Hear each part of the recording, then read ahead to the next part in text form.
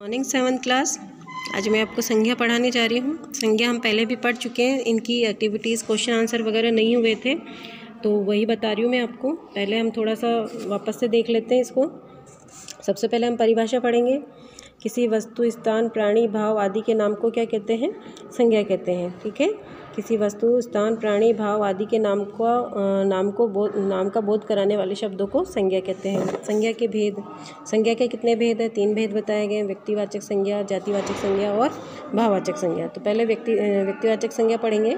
जिस संज्ञा से किसी व्यक्ति, विशेष, वस्तु, स्थान आदि का बोध होता है उसे हम व्यक्तिवाचक संज्ञा कहते हैं। जैसे नमन, गीता, रामायण, गंगा, है ना, नाम आ रहा है सबका इसमें।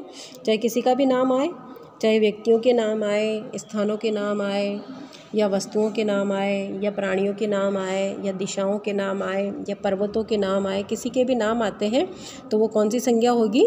व्यक्तिवाचक संज्ञा होगी। ठीक है। फिर है जातिवाचक संज्ञा।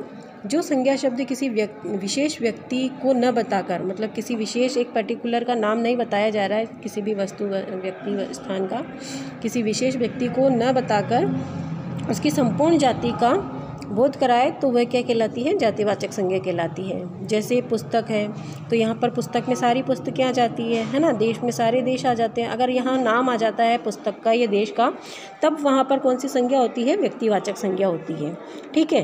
लेकिन जातिवाचक संज्ञा में नाम नहीं आएगा, वो एक ही प्रकार के, मतलब वो सबके बारे में ही बताएगा। जैसे पुस्तक है तो सारी पुस्तकें आ गई उसमें, देश है तो सारे देश आ गए, है ना, मनुष्य है तो उसमें पूरी मनुष्य जाति का बताया जा रहा है, नदी है तो इसमें सारी नदियों का बताया जा रहा है। ठीक है, समझ में आ गया। फिर है भाववाचक संज्ञा। ये संज्ञा शब्द जो किसी गुण, दशा, भाव आदि का बोध कराते हैं वो भाववाचक संज्ञा कहलाती है। ठीक है, वे संज्ञा शब्द जो किसी गुण, दशा, भाव आदि का बोध कराते हैं भाववाचक संज्ञा कहलाते हैं। जैसे सुंदरता, भिन्नता, यौवन, भूख, लड़ाई, बुढ़ापा, ये सब क्या है? भाववाचक संज्ञाएं हैं। अब अंग्रेजी व्याकरण के प्रभाव के कारण कुछ विद्वान संज्ञा के 2 भेद और मानते हैं। कौन कौन से? एक तो समुदायवाचक संज्ञा और एक द्रव्यवाचक संज्ञा।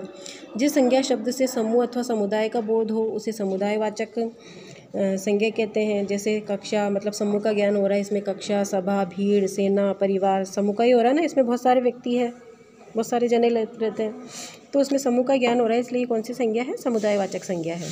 फिर है द्रव्यवाचक संज्ञा।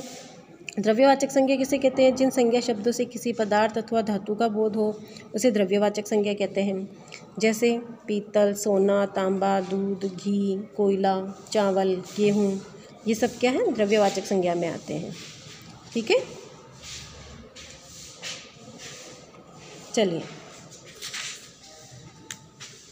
आगे देखते हैं। अब इनकी क्वेश्चन आंसर पर आ जाइए। निम्नलिखित प्रश्नों के उत्तर। संज्ञा किसे कहते हैं? संज्ञा की परिभाषा मैं आपको पहले ही बता चुकी हूँ। संज्ञा किसे कहते हैं आप स्टार्टिंग में अभी पढ़ भी चुके हो। संज्ञा की परिभाषा क्या बताई थी मैंने?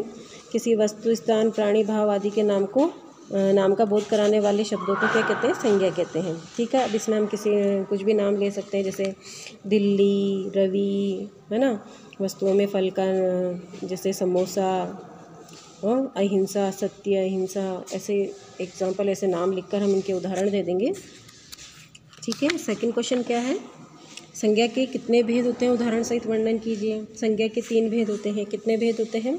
संज्ञा के 3 भेद होते हैं: व्यक्तिवाचक संज्ञा, जातिवाचक संज्ञा और भाववाचक संज्ञा। अब इनका तीनों का एक एक उदाहरण देना है। जैसे व्यक्तिवाचक संज्ञा में हमने उदाहरण दे दिया नमन, गीता। जातिवाचक में हमने दे दिया पुस्तक, नदी, है ना। भाववाचक में सुंदरता, भिन्नता या बुढ़ापा, है ना। 2-2 शब्द या एक शब्द जो भी है एग्जाम्पल के तौर पर हमें उदाहरण में दे देना है। फिर है समुदायवाचक संज्ञा किसे कहते हैं? उदाहरण सहित बताइए। तो समुदायवाचक संज्ञा भी बता दी मैंने आपको। जिस संज्ञा शब्द से समूह अथवा समुदाय का बोध हो उसे समुदायवाचक संज्ञा कहते हैं। जैसे कक्षा, सभा, है ना। फिर नेक्स्ट क्वेश्चन क्या है? द्रव्यवाचक संज्ञा से आप क्या समझते हैं? उदाहरण बताना इसमें भी। तो द्रव्यवाचक संज्ञा भी आपको बता चुकी हूँ। जिन संज्ञा शब्दों से किसी पदार्थ अथवा धातु का बोध हो, जिन संज्ञा शब्दों से किसी पदार्थ अथवा धातु का बोध हो उसे द्रव्यवाचक संज्ञा कहते हैं। जैसे पीतल, सोना। ठीक है। अब आ जाइए एक्टिविटीज़ पर। ये एक्टिविटीज़ आपको करनी है, देख लीजिए।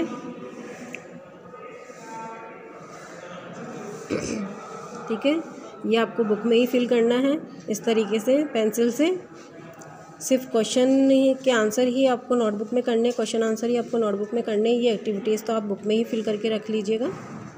जिस तरह से अभी मैंने पेंसिल से फिल करके रखा है, मैं बता रही हूँ आपको, उसी तरह से आपको बुक में ही फिल करना है। ठीक है,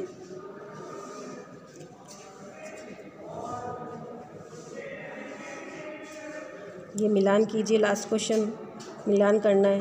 सभा, तो सभा कौन सा संज्ञा शब्द है ना? तो सभा में समूहवाचक आएगा, समूह का ज्ञान करा रहा है। दूध, द्रव्यवाचक में अध्यापक, नाम नहीं आ रहा अध्यापक, सिर्फ अध्यापक आ रहा, तो उसमें सारे अध्यापक आ जाते हैं। तो जातिवाचक संज्ञा, भारत देश का नाम आ गया, तो ये व्यक्तिवाचक संज्ञा। बंधुत्व, ये भाव बता रहा है, तो भाववाचक संज्ञा, है ना? इस तरह से ये एक्टिविटीज़ आपको क्या करना है, बुक में ही फिल करके रखनी है। ठीक है, चलिए आज के लिए बस इतना ही बहुत है। Okay, bye bye, thank you.